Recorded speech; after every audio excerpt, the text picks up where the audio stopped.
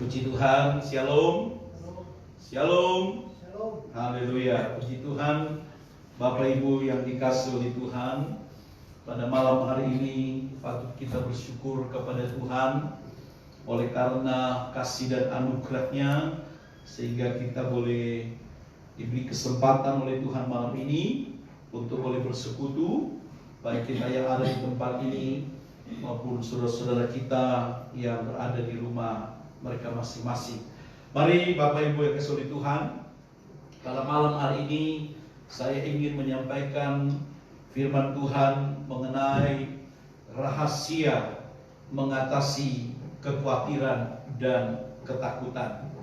Saudara, firman Tuhan saya ambil dari surat Filipi pasal yang keempat. Mari kita sama-sama akan membaca ayat ini. Surat Filipi pasalnya yang keempat, ayat 4 sampai ayatnya yang ke-9. Baiklah, kita akan membaca ayat ini bersama-sama dari ayat 4 sampai ayatnya yang ke-9. Puji Tuhan. Kita baca sama-sama, pada hitungan yang ketiga kita mulai. 1, 2, 3. Bersukacitalah senantiasa dalam Tuhan. Sekali lagi kukatakan, bersukacitalah. Hendaklah kebaikan hatimu diketahui semua orang. Tuhan sudah dekat. Janganlah hendaknya kamu khawatir tentang apapun juga, tetapi nyatakanlah dalam segala hal keinginanmu kepada Allah dalam doa dan permohonan dengan ucapan syukur. Damai sejahtera Allah yang melampaui segala akal akan memelihara hati dan pikiranmu dalam Kristus Yesus. Jadi akhirnya, saudara-saudara, semua yang benar, semua yang mulia, semua yang adil, semua yang suci, semua yang manis, semua yang sedap didengar, semua yang disebut kebajikan dan patut dipuji, pikirkanlah semua itu. Dan apa yang telah kamu pelajari, dan apa yang telah kamu terima, dan apa yang telah kamu dengar, dan apa yang telah kamu lihat padaku, lakukanlah itu. Maka sumber damai sejahtera akan menyertai kamu. Amin. Bapak Ibu yang dikasihi oleh Tuhan, sekian panjang pembacaan kita yang sudah kita baca dari ayat 4 hingga ayat 9 dan ayat yang ke-10, di mana Bapak Ibu yang dikasihi oleh Tuhan, ayat ini mampu untuk memberikan kepada kita rahasia-rahasia bagaimana kita di dalam mengatasi yang namanya kekhawatiran. Saudaraku yang dikasihi oleh Tuhan, saya percaya bahwa kalau kita bicara tentang kekhawatiran dan ketakutan, mungkin ini adalah sesuatu yang sudah tidak asing bagi kita sehubungan dengan apa yang sedang kita alami hari-hari ini. Dan boleh saya katakan bahwa kekhawatiran ini bagaikan sebuah wabah yang bisa melanda semua orang. Mungkin sama halnya dengan yang namanya wabah COVID-19 atau wabah virus corona ini, yang kita tahu bisa melanda semua orang. Tidak mengenal apakah dia pejabat, tidak mengenal apakah dia rakyat biasa, saudara, dan juga tidak mengenal tanpa pandang bulu apakah dia orang kaya, orang miskin, yang tinggal di kota, yang tinggal di desa, orang pintar, ya, dan lain sebagainya. Tentu saudara bisa mengalami apa yang namanya kekhawatiran ini. Nah, oleh karena itu tadi saya katakan bahwa kekhawatiran adalah wabah yang bisa melanda semua orang tanpa pandang bulu. Nah, saudara yang dikasihi oleh Tuhan, dan tentunya ada banyak hal yang membuat orang dia mengalami yang namanya kekhawatiran. Ya, misalnya, saudara-saudara, ada orang yang khawatir akan masa depannya. Dia khawatir bagaimana masa depannya. Apakah masa depannya akan sukses ataukah masa depannya akan gagal.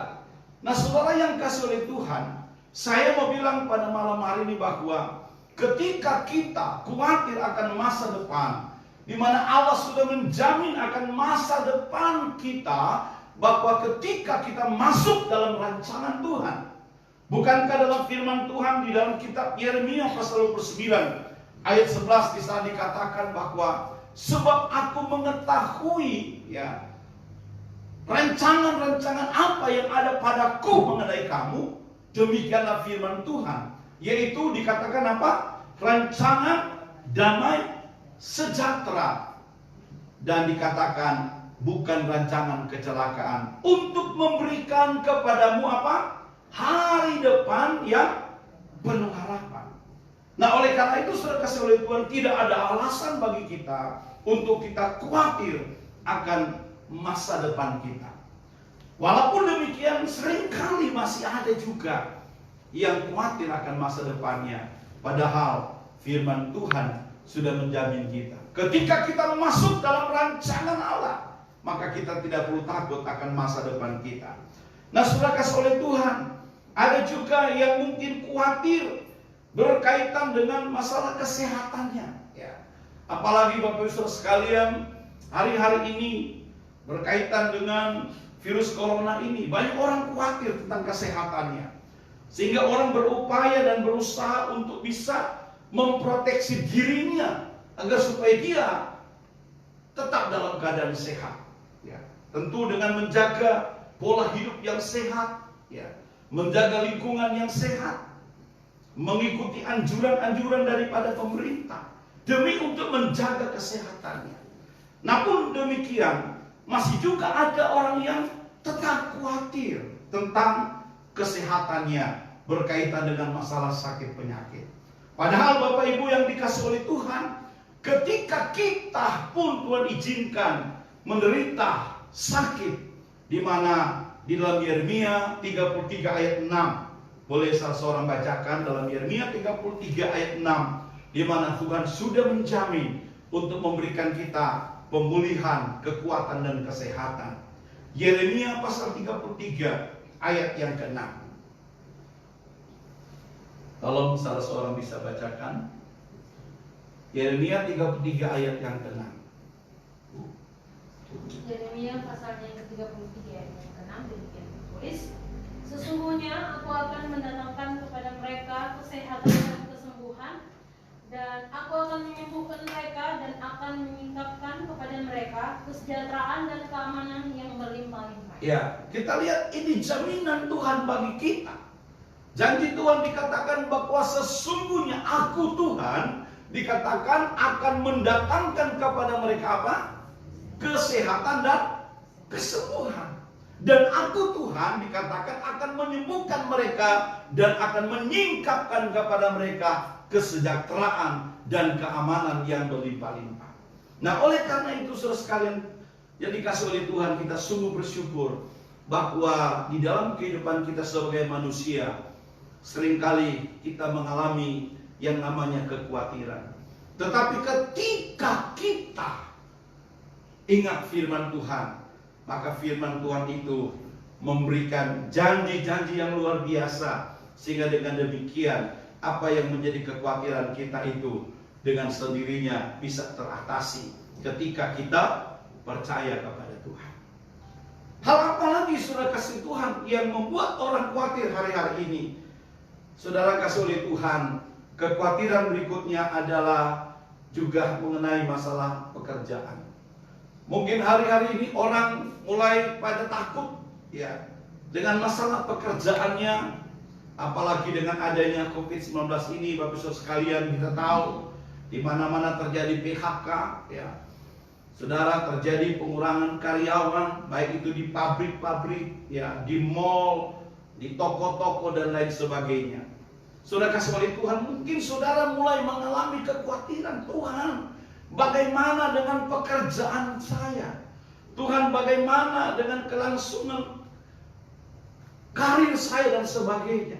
Bapak Ibu yang dikasih oleh Tuhan, sebagai anak Tuhan, kita tidak usah takut. Yakinlah bahwa Tuhan tidak akan pernah membiarkan anak-anaknya.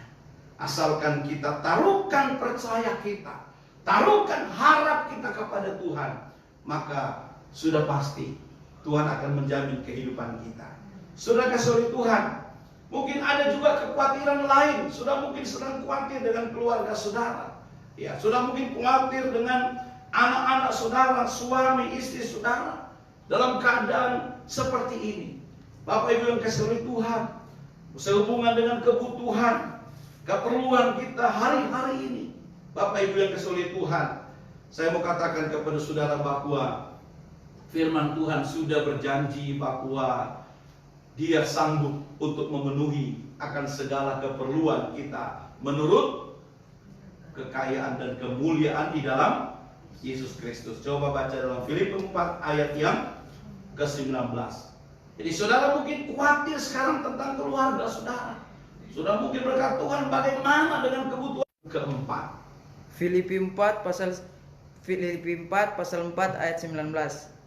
Allahku akan memenuhi segala keperluanmu menurut kekayaan dan kemuliaannya dalam Kristus Yesus. Iya, puji Tuhan.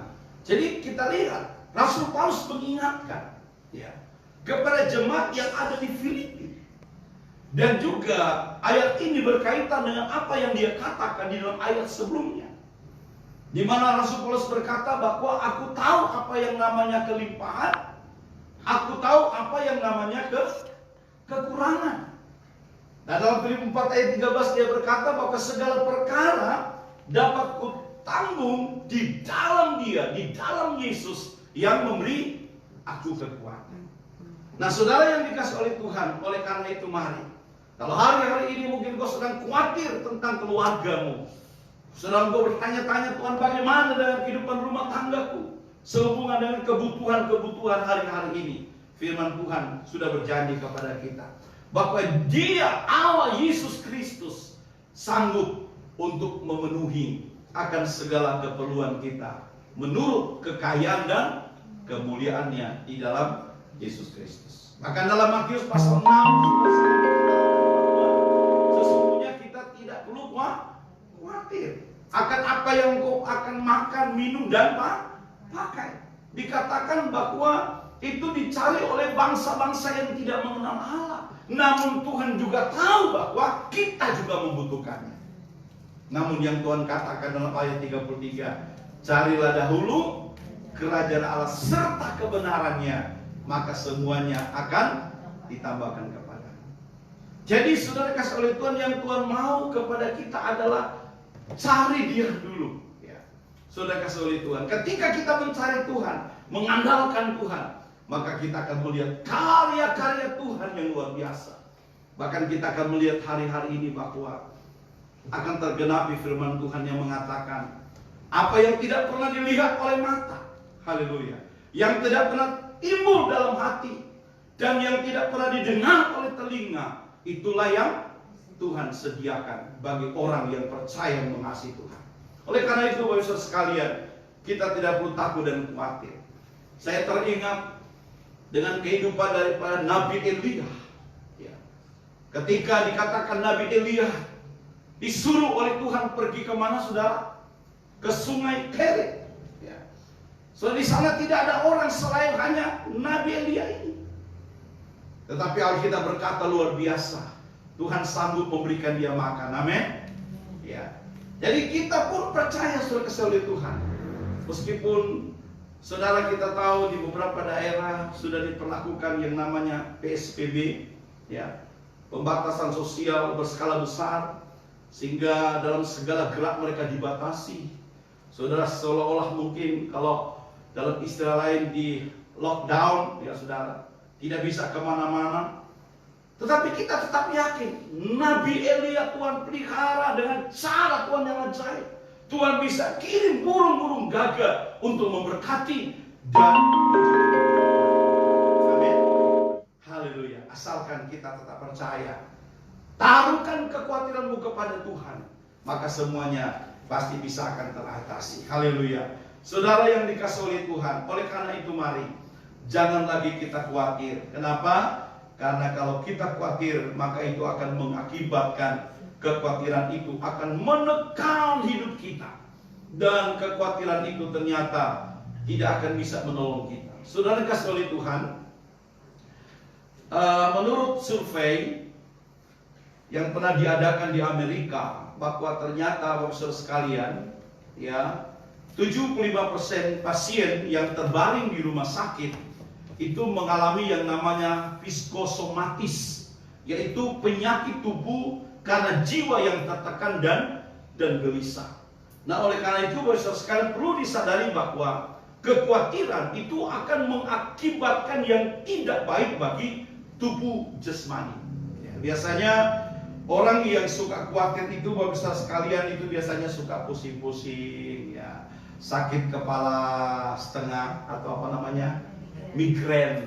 Itu ternyata akibat daripada orang yang terlalu khawatir. Jadi kekhawatiran itu tidak membawa efek yang baik dalam tubuh kita. Ya, biasanya orang kalau sakit kepala, saudara, itu ternyata terlalu banyak kekhawatiran.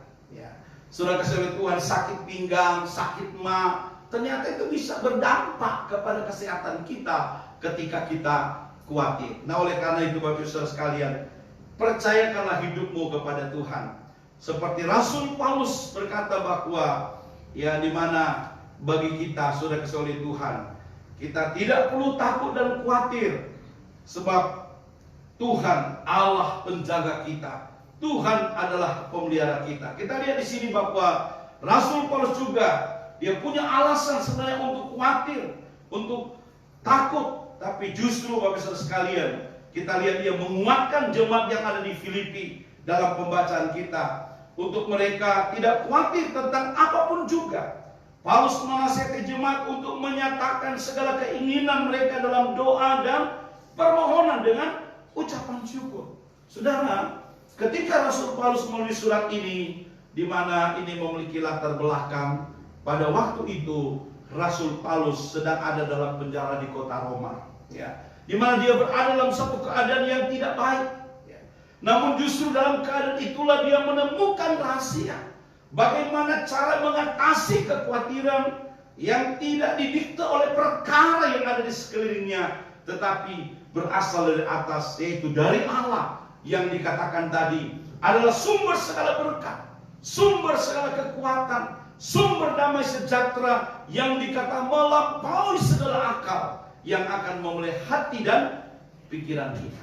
Saudara kasih oleh Tuhan, malam hari ini secara singkat saya mau sampaikan ada 3 rahasia dalam firman Tuhan yang harus kita lakukan agar kita dapat memiliki damai sejahtera Allah dan kita dapat mengatasi akan rasa khawatir. Yang pertama, saudara, yaitu kita harus memiliki yang namanya doa yang benar. Ya, Filipi 4 ayat 6 tadi katakan, janganlah hendaknya kamu khawatir tentang apapun juga, tetapi nyatakanlah dalam segala hal keinginanmu kepada Allah dalam doa. Jadi cara untuk mengatasi kekhawatiran yang pertama adalah kita harus memiliki doa yang benar. Haleluya. Karena pada saat kekhawatiran datang, sudah, langkah pertama yang harus kita ambil adalah mari kita datang kepada Allah dalam doa. Bangun hubunganmu dengan Tuhan. Sebab ketika engkau di dalam hadirat Tuhan, maka kekhawatiran itu akan hilang. Ketika engkau dalam hadirat Tuhan, maka segala ketakutan itu akan lenyap. Karena di dalam doa itu ada kekuatan. Bukankah firman Tuhan berkata, doa orang benar besar kuasanya. Jadi kalau saudara mau kekhawatiran itu hilang, yaitu hiduplah dalam doa yang benar. Saudara, hanya dengan kita tersungkur di kaki Yesus, maka kita dapat merasakan Dia Allah yang besar, Dia Allah yang peduli, dan Dia Allah yang sanggup mengatasi persoalan kita. Tadi siang saya sempat mengatakan bahwa orang yang dekat dengan Allah bukan berarti bebas dari persoalan. Demikian juga orang yang jauh dari Allah juga tetap ada persoalan. Artinya apa? Orang yang dekat dengan Allah dan orang yang jauh dari Allah sama-sama ada persoalan. Tetapi yang membuat kita beda adalah orang yang dekat dengan Allah yang punya persoalan akan selalu ada pertolongan. Haleluya. Jadi kita mau pilih yang mana, saudara? Kita pilih hidup dekat dengan Tuhan. Sebab ketika kita hidup dengan Tuhan, meskipun ada persoalan, kita akan lihat akan ada pertolongan yang akan kita alami, bukan hanya satu kali, tetapi pertolongan Tuhan itu akan terjadi terus menerus. Haleluya. Saudara yang dikasihi oleh Tuhan, dengan keyakinan itulah maka membuat kita akan bisa tetap tegar, kita bisa tetap kuat berdiri menghadapi persoalan dan kekhawatiran yang menguasai hidup kita hari-hari ini. Saudara, ingatlah bahwa orang yang mengalami mujizat dan pertolongan Tuhan adalah mereka yang terus berdoa di saat mengalami kesulitan. Mereka yang terus berdoa di saat mereka mengalami kekhawatiran. Dan mereka yang terus berdoa di saat mereka mengalami yang namanya ketakutan. Oleh karena itu, jangan pernah berhenti berdoa, karena kuasa doalah yang membuat Tuhan turun tangan untuk menolong kita, menolong saya dan saudara. Haleluya. Yang kedua, bagaimana rahasia untuk kita mengatasi kekhawatiran? Yang kedua, dalam ayat 8 dikatakan, jadi akhirnya saudara-saudara, semua yang benar, semua yang mulia, semua yang adil, semua yang suci, semua yang manis, semua yang sedap didengar, semua yang disebut kebajikan dan patut dipuji, pikirkanlah semuanya itu. Rahasia yang kedua mengatasi kekhawatiran adalah pikirkan yang benar. Ya. Saudara, pikirkan saja yang benar. Tidak usah pikirkan yang tidak benar. Ya. Hari-hari ini Bapak Saudara sekalian, mari kita pikirkan, kita bicarakan bukan masalah COVID-19, tapi pikirkan dan bicarakanlah hal-hal yang benar, yang mulia, yang suci, yang kudus. Maka ketika cara pikir kita seperti itu sudah akan menentukan kehidupan kita untuk melangkah. Sebab Alkitab berkata bahwa cara pikir yang salah juga akan menyebabkan rasa khawatir. Karena itu kita harus bisa menjaga pikiran kita. Bukankah Ayub 3 ayat 25 berkata, karena yang kutakutkan itulah yang akan menimpa aku, dan yang kucemaskan itulah yang. Jadi ketika kita memikirkan yang salah, memikirkan ketakutan, memikirkan kekhawatiran, kecemasan, itulah yang akan mendatangi kita. Makanya pujian tadi yang sudah kita nyanyikan, tak usah ku takut, sebab kau sertaku, tak usah ku bimbang, ya, dan seterusnya. Jadi tidak usah kita takut, tidak usah kita cemas, tidak usah kita bimbang.